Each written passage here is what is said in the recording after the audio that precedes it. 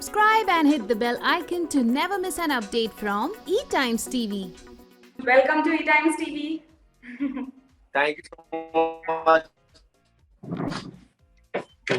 So, Yeah, tell me. they've been going on the set today on Tera Mera Saath Rahe. Yeah. चल रहा है बस यार, दुआएं आपकी. So, आपका जो शो है साथ निभाना साथिया जो था इतना आइकॉनिक रहा है कि उसका सीक्वल भी है, उसका प्रीक्वल भी है. So, how does it feel about it? Actually, साथिया जो था, नो डाउट वो बहुत हिट है हमारा. साथिया 2 भी अच्छा चल रहा है, लेकिन ये साथी अभी जो चल रहा है ना, मतलब like story they are very different. Cast almost वही है ना, और कुछ नए लोग हैं और कुछ पुराने लोग हैं, लेकिन जो तेरा मेरा साथ है उसकी कास्ट थोड़ा सा सॉरी उसकी जो स्टोरी है वो बहुत डिफरेंट है. तो आपने जिया मानेक जी हैं, रूपल पटेल जी हैं, इनके साथ फिर से दोबारा जुड़कर कैसा एक्सपीरियंस रहा? आई थिंक मैं अगर सच बताऊं तो मेरा एक्सपीरियंस बहुत अच्छा रहा, ट्रस्ट मी, बिकॉज मुझे बिल्कुल भी पता नहीं चला कि मैं अपने वही पुराने लोगों के साथ काम कर रहा हूँ या फिर इतने सालों बाद में इनके साथ काम कर रहा हूँ. Not even single person. मुझे लगता है पुराने लोगों के साथ ही काम कर रहा हूँ, अपनी टीम के साथ काम कर रहा हूँ. And she both of us they are so nice of me. मतलब हम लोग बहुत मिलके काम करते हैं, टीम वर्क की तरह काम करते हैं. स्पेशली जब मेरी माँ के साथ मेरे सीन्स होते हैं, से मतलब like they are very close to. I think ऐसा लगता है कि जैसे हम बेटा और माँ ही काम, बेटा और माँ दोनों मिलके काम कर रहे हैं. रियल में मदर सन काम कर रहे हैं. हाँ, राइट. तो अब जब शो इस दौरान, शो के पहले क्या आप लोग टच में रहे हो हमेशा या it's only during the show? Kokila ji के साथ मैं टच में नहीं था, बिकॉज एक तो वो क्या होता है, कभी हेलो हाय हो जाती है या कभी फंक्शन में मिल गए. मैं उनके टच में तो नहीं था और हमें ज्यादा टाइम ही नहीं हुआ ना. मतलब हमारा शो 2017 में बंद हुआ. हाँ. साथिया, और 2017 में बंद हुआ. 18 में फिर मैं दूसरा शो कर रहा था, 18-19 में. आई थिंक वो भी कुछ कर रहे थे. 19-20 में लॉकडाउन लगा, 1 साल पूरा है ना, तो 20 तो वैसे चला गया. तो 20 जब लॉकडाउन खत्म हुआ लास्ट ईयर अगस्त में, तो हमने फिर साथिया 2 में भी काम किया साथ में. राइट. साथिया 2 में काम किया, तो वो 3 महीने काम किया. 3 महीने करने के बाद फिर देन दोबारा लॉकडाउन हुआ. लॉकडाउन जैसे खत्म हुआ तो हमें तेरा मेरा साथ मिल गया. तो माँ के मैं वैसे टच में नहीं था, लेकिन टच में था एज एन ऑन स्क्रीन, मतलब काम के सिलसिले में ना, तो हम काम साथ कर ही रहे थे. एंड सेकंड थिंग, जिया मानी मतलब उससे मतलब टच में नहीं था, लेकिन हम हेलो हाय करते थे. जैसे बर्थडे आ गया, न्यू ईयर आ गया, दिवाली आ गई, ईद आ गई, तो एक कोई ऐसी मैसेज हो गई या फिर कहीं मिल गए कहीं पार्टी में. तो आई थिंक वैसे भी 2 साल से लॉकडाउन के चक्कर में कुछ हुआ ही नहीं, तो मैं आपको सच बताऊं, है ना, 1-1.5 साल में. लेकिन हाँ, जिया से मतलब हेलो हाय हो जाती थी, कभी मैसेज में कैसा है कैसा नहीं है, बस ऐसे बात हो जाती थी. या फिर कभी ईद आ गई या बर्थडे आ गया, बर्थडे विश कर दिया, तो ऐसा है. लेकिन जैसे हमने काम करना शुरू किया, लेकिन मुझे बिल्कुल भी लगा कि हमारी बात नहीं हो रही थी, हम टच में नहीं थे एक दूसरे के, ऐसा कभी नहीं लगा. अच्छा, बीच में वो जो साथ निभाना साथिया का मीम वायरल हो रहा था, तो आपने जब उसको देखा था तो how did you feel, how did you react about it? मतलब वो ऐसा था कि मतलब एक तो लॉकडाउन था, लोग मोस्टली फोन पे रहते थे अपने, है ना. तो लोगों के पास कुछ करने को नहीं था. तो जो वो वायरल हुआ ना, तो ऐसा किया, हर बच्चा अरे भाई ये आपका शो है ना, अरे तो आपकी मम्मी है ना, अरे तो आपकी मम्मी है ना, ये तो आपकी बीवी है ना, अरे तो गोभी है ना. तो मतलब वो जो क्रेज तो इतना था कि आज हमारा शो बंद हो गया यार, और आज ये चीज चल रही है, रसोड़े में कौन था, रसोड़े में कौन था, रसोड़े में कौन था. तो वो सुन के बहुत अच्छा लगता था. I feel so proud of कि यार हमने कुछ ऐसा काम किया है जिसको लोग आज भी याद रखते हैं. अच्छा, लॉकडाउन में जैसे कि आपने कहा सारे लोग ही फोन पर रहते थे और पूरा ये जो किस्सा है वो सोशल मीडिया का ही बन गया. तो अब आपको ऐसा लगता है कि एक super active social media page बनाए रखना आज के दौर में बहुत ज्यादा जरूरी है एक एक्टर के लिए? मुझे लगता आई थिंक बहुत जरूरी भी है, लेकिन ऐसा भी नहीं है कि इसके बिना कुछ हो नहीं सकता. नॉट नेसेसरी, ऐसा भी नहीं है, मतलब जरूरी है कि यार बहुत जरूरी है आज की, जैसे जैसे आज का टाइम है, जैसे आज के लोग हैं, जैसे आज की जनरेशन है, जैसे आज मीडिया है या सोशल मीडिया है, जो भी है एक्सप्रेशन, हम जैसे जिससे ही बात करें, चाहे वो किसी से मतलब ऐसा, चाहे वो आप फेसबुक पे हो या आप इंस्टाग्राम पे, ट्विटर पे हो, या आप जो भी जितनी भी सोशल मीडिया की साइट्स आप जैसे बात करते हो, वो आपके ऊपर डिपेंड करता है कि आप उसको कितना फॉलो करते हो। सोशल मीडिया के साथ जुड़ना इज अ वेरी इंपॉर्टेंट, लेकिन ऐसा भी नहीं है कि इसके साथ नहीं जुड़ोगे तो आप कुछ नहीं हो पाएगा, ऐसा भी नहीं है, क्योंकि ऐसे बहुत सारे आज भी बहुत सारे स्टार हैं, बहुत सारे एक्टर्स हैं जो सोशल मीडिया के साथ बिल्कुल भी नहीं जुड़े हुए, बहुत सारे लोग हैं ऐसे। पर साथ ही साथ एक ये भी एक डिबेट अभी फिलहाल चल रहा है कि कास्टिंग डायरेक्टर्स जो हैं वो ये चाहते हैं कि उनका जो आर्टिस्ट हो उसके अच्छे खासे सोशल मीडिया फॉलोअर्स हो, ताकि उनका शो भी प्रमोट हो, और कहीं ना कहीं जो टैलेंट है, टैलेंट आई कैन अंडरस्टैंड आपकी बात। हाँ, अगर ऐसा होता तो फिर बहुत सारे ऐसे सोशल मीडिया पे बहुत सारे अकाउंट्स हैं जिनके मिलियंस फैंस हैं यार, जिन्होंने मतलब वो टिकटॉक पे इतने सारे स्टार थे जो टिकटॉक पे थे, है ना, जो मतलब जैसे टिकटॉक बंद हुआ, जो बहुत सारे स्टार जो इंस्टाग्राम पर आ गए, अगर आप देखा जो उनमें से कितने लोग ऐसे हैं, जैसे मैं आपको 2-4 का नाम बताता हूँ, जन्नत जुबैर है या फैजुल है या 2-4 लोग, आप वो कितना काम करते हैं, कितने आप उनको कितने कहाँ देखते हो, आप उनको सोशल मीडिया पे ज्यादा देखते हो या किसी वीडियो में ज्यादा देखते हो, या आपको ऐसा तो नहीं है ना, मैंने तो कहीं ऐसा नहीं देखा कि बहुत बड़ा कुछ काम कर रहे हैं यार, बहुत बड़ा ग्रेट काम कर रहे हैं वो, ऐसा तो नहीं है। मतलब अभी आज की डेट में आमिर खान की एग्जांपल ले लो, वो कहाँ जुड़ा हुआ है सोशल मीडिया के साथ, बिल्कुल, या फिर कितने सारे और टीवी एक्टर्स है या बहुत सारे, ऐसा होता तो फिर लोग सोशल मीडिया से उठा लेते लोगों को, उनको ही लेते, उनसे ही काम करवाते, ऐसा नहीं है। मैं वही तो कह रहा, मैंने वही आपको बोला कि मतलब ऐसा जरूरी है आप सोशल मीडिया के साथ जुड़ के रहते हो, ताकि आपको और चीजें पता चलती है, कि आपको और खबरें, आपको और न्यूज पता चलती है, आपको स्टाइल पता चलता है, आपको फैशन का पता चलता है, आप आज की डेट में म्यूजिक क्या चल रहा है आपको उसका पता चलता है, आज की डेट में कौन स्टार अच्छा काम कर रहा है उसका पता चलता है, कौन सी फिल्म हिट है उसका पता चलता है, कौन सा शो हिट है उसका पता चलता है, सबसे ज्यादा न्यूज में कौन है उसका पता चलता है। तो सोशल मीडिया के साथ जुड़ के आपको सारी चीजें पता चलती है। लेकिन अगर आप सोचोगे इसके साथ आपको काम भी, इसके साथ आपको कुछ नहीं होगा, काम नहीं मिलेगा, ऐसा तो नहीं है, मतलब मैं इस चीज को नहीं मानता। अच्छा नाज़िम, अभी जैसे कि ये हमने एक बात कह दी कि प्लेटफॉर्म है आर्टिस्ट के लिए, बडिंग आर्टिस्ट के लिए, ऑनलाइन ऑडिशंस भी होते हैं, लेकिन पहले ये सब नहीं हुआ करता था, एंड आई एम श्योर जब आपने शुरू किया होगा तब ये सब इतना ज्यादा एक्टिव नहीं था, तो आपने जब कब सोचा कि आपको रियलाइज हुआ कि आपने एक एक्टर है, आप एक्टर बनना चाहते हो, वो पूरा जर्नी आप प्लीज हमसे शेयर करें, कैसे क्या हुआ, how did you come to Mumbai and the struggle phase of yours?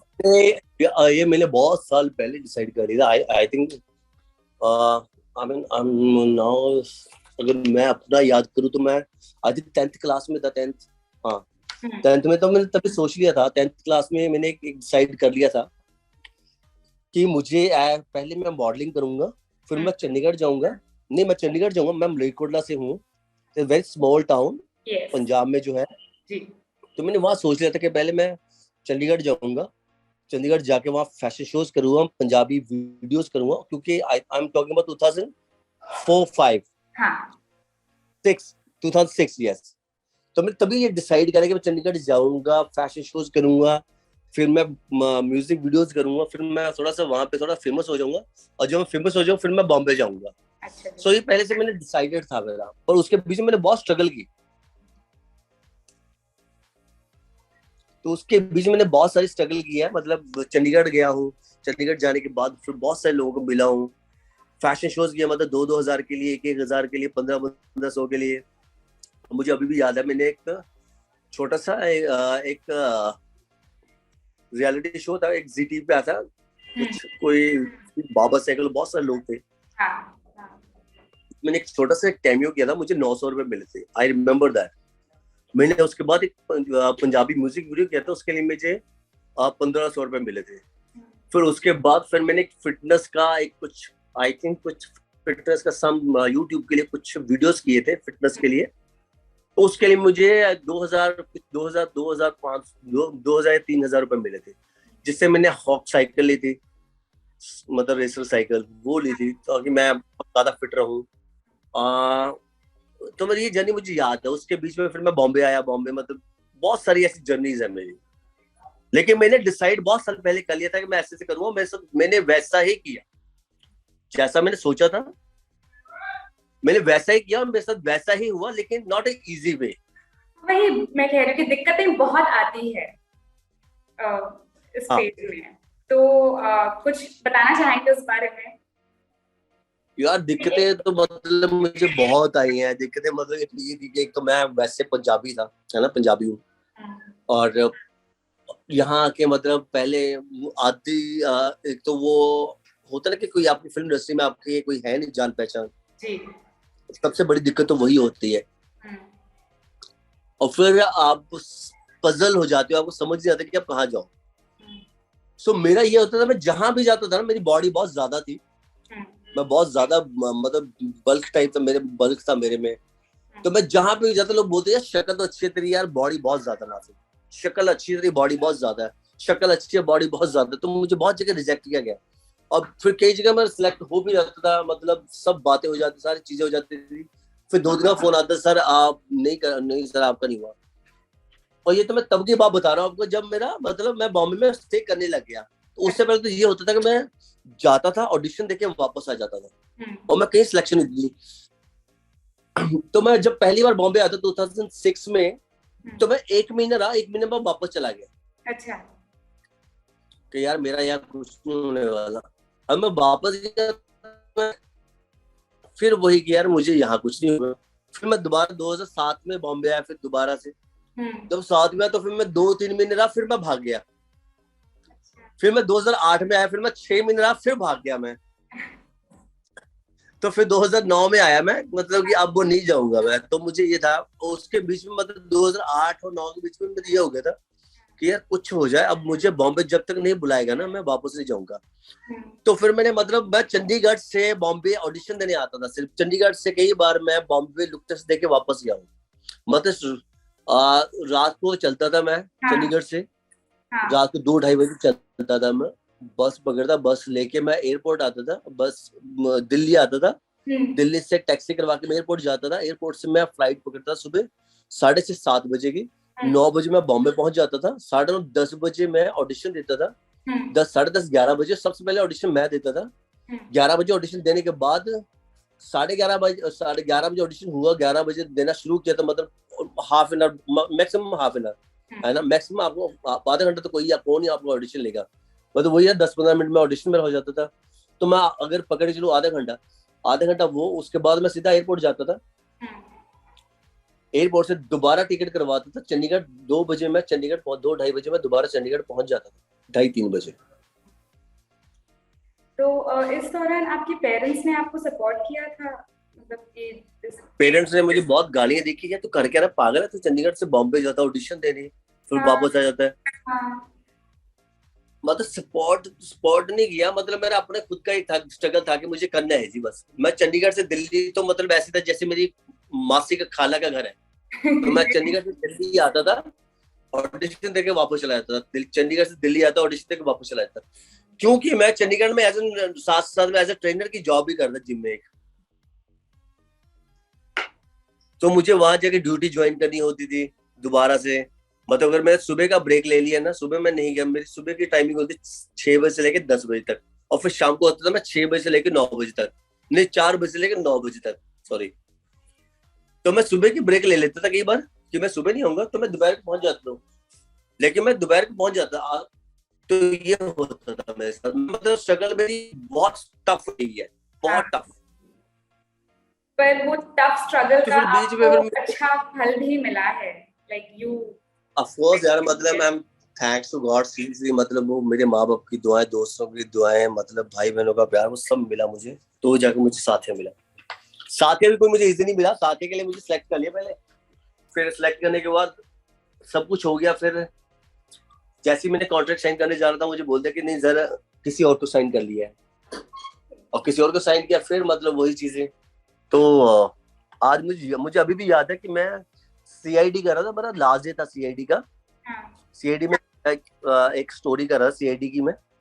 और मैं तीसरा दिन मुझे कोई फोन आया दोबारा से, रश्मि शर्मा जी है कि हम रश्मि शर्मा से बोल रहे हैं कि आप ऑफिस में आ जाओ, आपके साथ में एक ऑडिशन, हमने लुक टेस्ट करना है। मैं किस चीज का, ऐसे करके शो आ रहा है हमारा, मैं उसका तो मैंने किया था क्या, नहीं वो किया था आपने, तो हमने किसी और कास्ट कर लिया, तो हमारा शो बन भी गया था लेकिन स्क्रैप हो गया सारा। तो आप प्लीज आके दोबारा से आके लुक टेस्ट दीजिए। तो मैं दोबारा गया, लुक टेस्ट दिया, और फिर जाके सारी चीजें हुई, जाके वो चीज मिली। मतलब वही है ना, टाइम की बात होती है, जब वो टाइम आता तभी होती सारी चीजें आपकी। So that's really interesting. मतलब मेरे लिए वो स्ट्रगल जो थी ना, मेरे लिए बहुत स्ट्रगल, ऐसे मैं स्ट्रगल बोलता हूँ उस चीज को, लेकिन मेरे लिए बहुत हैप्पी वाली स्ट्रगल थी वो। मतलब मजा आ जाता था मुझे, ट्रस्ट मी। मतलब मेरे लिए तो क्या ही बात है, मतलब मैं इतना वो स्ट्रगल भी मैं एंजॉय करता था। तो आज आपको उस स्ट्रगल का like I said, अच्छा फल मिला. You have so many fans who really love you. Like they are there on your Instagram, they are there everywhere. Thanks to everyone, each and everyone, to my fan, love and support. TV का जो content है वो भी अब काफी progressive हो रहा है. पहले सिर्फ सास बहू होता था, पर अब सारे मतलब लीड एक्टर्स हो या बाकी एक्टर्स हो, सारे ही इक्वल है. कंटेंट प्रोग्रेस हो रहा है, तो इस बारे में what do you have to say? How do you see this change? यार मैं चाहता हूँ कि और जितना चेंज होगा टीवी में उतना ज्यादा अच्छा है, क्योंकि मैं खुद चाहता हूँ टीवी में चेंज होना चाहिए। बिकॉज अभी कितने सारे चैनल्स हैं हमारे पास। पहले तो सोनी, जी टीवी या स्टार प्लस होता, 3-4 चैनल्स होते हैं। अब हमारे पास कितने सारे चैनल्स हैं, कितने सारे प्रोडक्शन हाउस हैं, कितने सारे राइटर्स हैं। मतलब अब एक्सप्लोर ज्यादा हो गया है जी। तो मैं चाहता हूँ हमारे टीवी इंडस्ट्री में तो और रियलिटी होनी चाहिए, थोड़ा और रियल होना चाहिए, एक्सप्लोर होना चाहिए थोड़ा। सास बहू तो देखो, नाटक देखो, मुझे लगता है जो टीवी ऑडियंस है ना वो मोस्टली वुमेन्स ऑर्डिनेटर्स वो है सारी ऑडियंस, ज्यादा वुमेन्स है ना, औरतों की ज्यादा। जैसे मेरे घर में मेरी बहनें हैं 4 है ना, तो मतलब मोस्टली जो टीवी की ऑडियंस है वो ज्यादा गर्ल्स की, औरतों की है, मतलब वुमेन्स की है, स्पेशली गर्ल्स की, बच्चों की। तो ये, लेकिन मैं ये चाहता हूँ कि गर्ल्स जो हमारे मैसेज जाते हैं, जो हम काम करते हैं, जो भी हम काम करते हैं, जैसे मैं अभी तरह मेरा साथ में रहे, तो मैं जब भी कोई काम करता हूँ, जब भी सीन करता हूँ, तो मैं सबसे पहले वो चीज देखता हूँ, ये मैसेज आगे क्या जा रहा है, ऑडियंस क्या जा रहा है मैसेज, है ना। तो वो ज्यादा जरूरी है, ताकि आप जो मैसेज देना दोगे ना, तो वो लोग को आगे जाएगा। वो जो लोग जाएगा तो वो लोग अपने ऊपर, हो सकता है उनकी जिंदगी में ऐसा हो रहा हो, या हो सकता है उसकी जिंदगी में आगे हो उनके साथ ऐसा, तो लेकिन वो कभी नेगेटिव नहीं जाना चाहिए, ऐसा पॉजिटिव जाना चाहिए। बिल्कुल। और ऑडियंस चीज होनी चाहिए तो और ज्यादा एक्शन शो आने चाहिए, और ज्यादा रोमांटिक शो आने चाहिए, थोड़े से और थोड़ा सा औरतों से हटके लड़का लड़की पे होना चाहिए, है ना। और ज्यादा थोड़ा सा और ग्राफ और अच्छा होना चाहिए इसका। जैसे अभी वेब सीरीज बनने लगे हैं तो टीवी की ऑडियंस थोड़ी सी कम हो गई है। हाँ, वही आजकल ओटीटी ब्लूम हो रहा है काफी। आजकल ओटीटी ब्लूम हो रहा है, काफी लोगों को ये जो आप कह रहे हो वो वहां पे एक्सपेरिमेंट करने मिल रहा है। तो आप would you want to do web shows? Are you open to doing all of that? मुझे कोई अच्छा वेब शो मिलेगा मैं डेफिनेटली करूंगा। मैं ट्राई भी कर रहा हूँ, ऐसा नहीं है मैं साफ बोलूंगा नहीं, मैं तो जी कुछ ट्राई नहीं कर रहा हूँ, मैं तो ये कर रहा हूँ, नहीं है। लेकिन मैं अपना अभी ज्यादा टाइम अपने शो को दे रहा हूँ, नो डाउट, जो मेरे लिए जरूरी है। लेकिन आगे जाके कभी भी इन फ्यूचर मुझे जब शो मिलेगा, मैं चाहता हूँ कि मुझे कोई एक्शन शो मिले, कोई रोमांटिक शो मिले, तो मैं उसके लिए ऐसा मतलब कुछ भी आंख बंद करके कर सकता हूँ। तो मेरे लिए फेवरेट जैसे एक्शन शो हो गया या ज्यादा रोमांस हो, मैं वो करना चाहता हूँ। मैं भी थोड़ा हट करना चाहता हूँ, मैं इसके बाद मैं वो ट्राई में बैठ के मैं वो करूँ। एक्चुअली मुझे ये पूछना भी था कि जब एक ही किरदार को हम इतने बार निभाते हैं, तो कहीं ना कहीं क्या आपको ऐसा महसूस होता है एज एन एक्टर कि आपकी जो पोटेंशियल है, जो आपकी कला है, वो कहीं सप्रेस हो जाती है, अब ज्यादा खुलकर अलग अलग चीजें नहीं कर पाते हो? हाँ, वो होती है नो डाउट, लेकिन depends on your actor as a performer. जैसे मैंने अभी ये तेरा मेरा साथ शुरू किया, तो मैंने अपने डायरेक्टर, अपने प्रोड्यूसर से सबसे पहले एक ही बात की थी कि सर मैं ना अहम नहीं बनना चाहता, मैं अहम से थोड़ा हटके करना चाहता हूँ। मतलब भले ही वो वैसा करे, लेकिन उसके अंदर कुछ चीजें नहीं हो ताकि लोगों को लगे कुछ नया कर रहा है। बिल्कुल, है ना? तो हम करते हैं अपने तो वैसे ट्राई करते हैं, क्योंकि लेकिन आपको चीजें वैसी मिलती हैं। मान लो अभी मेरे पास 10 एक ही तरह के कलर्स के शर्ट्स हैं, लेकिन आप उसको कैरी कैसे करते हो, क्या आपके ऊपर डिपेंड करता है। Right. Right now we have Bigg Boss which is going on, तो आपको कभी अप्रोच किया है उस शो के लिए? क्या आप करना चाहेंगे? बिग बॉस, हाँ, आपको कभी अप्रोच किया है उस शो के लिए? हाँ, मुझे बिग बॉस के लिए बहुत बार अप्रोच किया गया है, ऐसा नहीं है। मुझे बिग बॉस के लिए मुझे काफी टाइम बाद अप्रोच किया, जब से मेरा शो साथिया बांधो मुझे 2-3 बार अप्रोच किया है, और मैं हर बार, ट्रस्ट मी, मैं हर बार काम कर रहा होता हूँ, क्योंकि जब शो बंद हुआ था तब मुझे अप्रोच किया गया था, तब मैं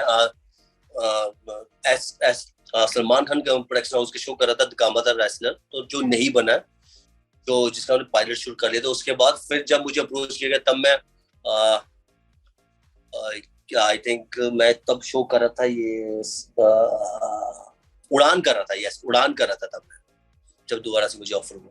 उसके बाद फिर मुझे जब ऑफर दोबारा से ऑफर हुआ, तब मैं बहू बेगम कर रहा था, और फिर लास्ट ईयर तो फिर कोविड था, है ना, लास्ट ईयर तो कोविड था, तो ये नहीं किसी ने नहीं, हाँ, जब लास्ट ईयर किया था तब मैं साथे कर रहा था, लास्ट ईयर मैं साथे कर रहा था। जब जैसे बिग बॉस शुरू हुआ, तो बिग बॉस से पहले साथिया मैंने कॉन्ट्रैक्ट साइन कर लिया था, तो मुझे लास्ट ईयर भी ऑफर हुआ था, फिर अभी भी ऑफर किया था, तो मैं अभी तेरा मेरा साथ कर रहा हूँ। मुझे मतलब बार ऑफर हुआ है बिग बॉस, ऐसा नहीं। और मैं डेफिनेटली करूंगा, अभी मैं सच में खतरों की खिलाड़ी करूं, मेरा वो ज्यादा मन है खतरों की खिलाड़ी करने के लिए। इन केस जैसे कि आपके पास अगर आपके पास डेट्स अवेलेबल हो, तो आप बिग बॉस डेफिनेटली, आपके फैंस आपको देख सकेंगे घर में। डेफिनेटली। ओके, एंड खतरों के खिलाड़ी is your priority. What about dance? Dance show भी करूंगा मैं, जैसे झलक अभी बंद हो गया या तो, बट ये है कि मतलब मेरे लिए मैं करूंगा, तो मेरे लिए मैं सबसे पहले मैं वही कह रहा हूँ कि मेरे लिए, मुझे ना एक्शन बहुत अच्छा लगता है, माय फेवरेट एक्शन करने के लिए मैं भी करवाऊं मुझे, तो एक्शन अगर हो सकता तो वो तो खतरों खिलाड़ी में हो सकता है ना? हाँ, बिल्कुल। आई रियली होप कि हम देखें आपको खतरों के खिलाड़ी। डेफिनेटली इंशाल्लाह, वेरी सून। हाँ, thank you so much Nazim, बहुत बहुत अच्छा लगा आपसे बात करके। थैंक यू सो मच, मेरे लिए बहुत बड़ी बात, सो मच। बस ऐसे ही मैं चाहता हूँ मेरे फैंस को मैसेज दे के तेरा मेरा साथ देखते रहें, जितना प्यार उन्हें हमें साथियों में दिया, ऐसे ही हमें इस शो में प्यार दें, और प्लीज मेरा शो देखें ताकि हमें और सपोर्ट मिले। जरूर।